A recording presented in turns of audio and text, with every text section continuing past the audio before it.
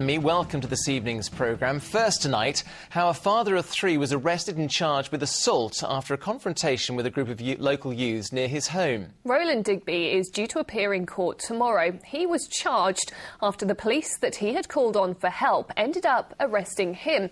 He's already refused an offer of a caution and says that he'll plead not guilty in the morning. Well, his arrest came after Mr Digby's home at Royston in Hertfordshire was pelted with apples. Emma Baker has this report. Roland Digby is having to defend himself in court after an incident earlier this month when he became involved in a confrontation with a group of youths. It was around 8:30 in the evening and Roland and his wife were having a drink on their terrace when they heard apples being thrown at their house. They were coming from the bank behind the garden. Roland says over the course of several minutes, around 25 apples were thrown in his direction. He rang the police, but then went to find the youths he thought were responsible. Because of legal reasons, we can't tell you exactly how events unfolded, but there was a confrontation between the group of youths and Roland here on this corner, just a few minutes from his home.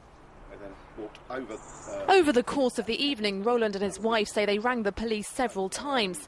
While police did attend the incident, it wasn't until several days later that officers arrived at his home when they arrested him for assault.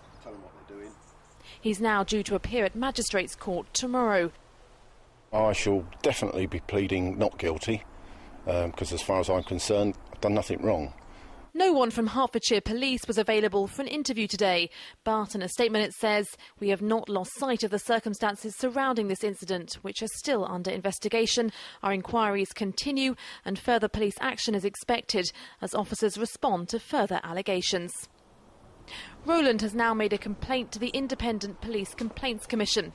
He says he's determined to clear his name. Emma Baker, Anglia News, Royston. Well, Mr Digby is due to appear in court tomorrow, and of course we're going to let you know what the outcome is in tomorrow night's programme. Next tonight, and families with terminally ill relatives who've been campaigning for a softening of the law on assisted suicide have today welcomed new guidelines. While there's no change in the law on euthanasia itself, the Director of Public Prosecutions has set out a range of factors influencing whether or not a prosecution is likely. Now, criminal proceedings are unlikely, for example, if the deceased has expressed a clear wish to die, but more likely if the suspect has a financial motive. Victoria Webb reports. Barry Sheldon from Whirlingworth in Suffolk will never forget his wife's final days. He's haunted by the memory and lives with the guilt of not being by her side. 5 years after being diagnosed with Huntington's disease, she took her own life while she was still capable of acting alone. I went away for a weekend and she managed to get just about all of them, upwards of 80 tablets down. And when I came back, it was a dreadful weekend. In fact, the whole 5 years was a nightmare. When I came back, it was to find that she wasn't dead, but writhing and semi-conscious and cut and bruised because of the movements of her limbs. It took Barry's wife 4 days to die. Diane Pretty, who was from Luton, lost her battle against motor neuron disease 7 years ago. She campaigned for her husband to help her commit suicide. While that's still illegal, today there has been some clarifications on the law. The Director of Public Prosecutions said a suspect would be less likely to face charges if they were motivated wholly by compassion and were a close relative or friend, also if the victim had a clear, settled and informed wish to commit suicide and asked in person on his or her own initiative for assistance.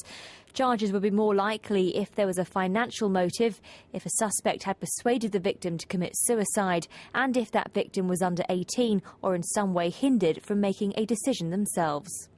The guidelines come off the back of a long-running legal fight by multiple sclerosis sufferer Debbie Purdy. They are distinguishing or are trying to distinguish between compassionate assistance and malicious encouragement. And, I mean, I think what he's tried to do, and to some points has succeeded, really, is actually taken a law that was made in the 20th century and clarified it for the 21st, and that's a good thing. We will be running a very close test over these guidelines to ask, first of all, to make sure that there's no immunity from prosecution ahead of time, that every case is still investigated to see that they follow the guidelines. Matt Hampson from Rutland, who was injured whilst playing rugby in Northampton, often finds himself in the middle of the euthanasia debate. Paralysed from the neck down and requiring a ventilator to breathe, he's chosen to live life to the full. Unlike fellow rugby player Daniel James, who decided he couldn't cope with his injuries and ended his life at the Dignitas Clinic in Switzerland. It's very difficult because everyone's a different case, so I think they should take each case into account and kind of treat them as separate. For Barry, today's clarification may have meant his wife could have lived longer, with him assisting her further down the line. For other families currently in that situation, it may give them extra years with their loved ones. Victoria Webb, Anglia News.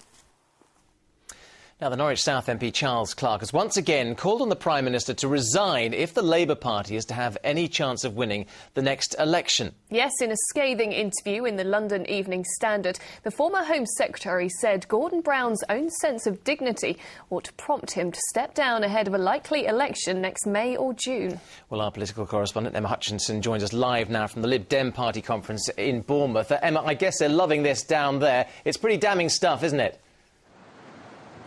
Well, yes, it is. The Liberal Democrats are packing up here after the end of their annual conference this afternoon, so all eyes will shift just down the coast to Brighton, where Labour start their annual conference on Saturday. But before that conference even begins, the war of words has begun. In a lecture that Charles Clarke is giving right now in London, we've seen a copy of it, as have the London Evening Standard.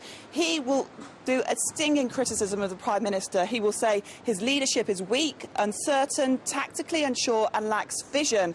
And he says that if Gordon Brown remains Prime Minister, remains leader of the Labour Party, then Labour face disaster at the next general election. He says, are we going to stand by and watch the whole Labour ship crash onto the rocks of May 2010?